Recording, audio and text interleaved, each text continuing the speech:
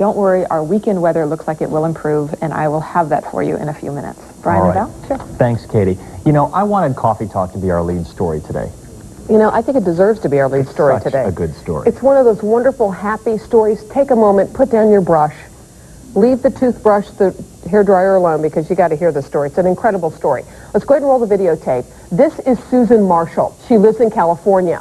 Now, she was told by her ex-husband like 30 years ago that her son had been killed. And you're going to see pictures of this little boy here. This is how old he was the last time she saw this little guy. Yeah. And so her new husband, her recent husband, kind of started thinking about this story and thought, this doesn't all fit together. The pieces to the puzzle. It just seems too bizarre to him. So, lo and behold, he gets on the internet. Right, did a search. Did a search on the internet to find Carrie Altman and finds him. Where does Carrie live? Kansas City.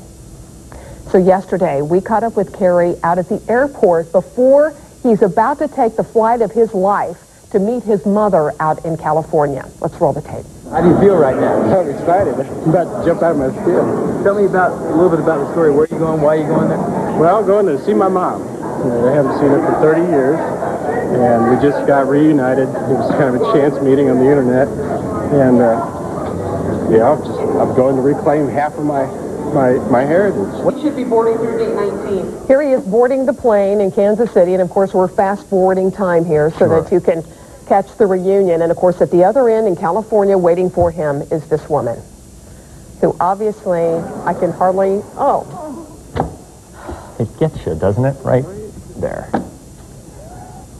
It's been like 30, that's her current husband who did the search. Who helped find and to put the two together. But apparently her ex-husband had even fabricated the child's death had a newspaper clipping that the child was involved in some school bus accident, and then later calls her parents and tells them that he'd been killed. So she was absolutely convinced, but can you believe that? I have a funny feeling they're probably already up, or they haven't gone to bed yet out in California. They've had a lot of catching up to do. A lot of catching up to do. But it's just one of those wonderful, warm stories.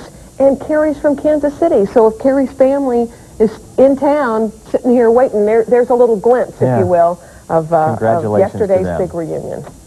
It is now 5:58. And we'll be back in just a couple of minutes.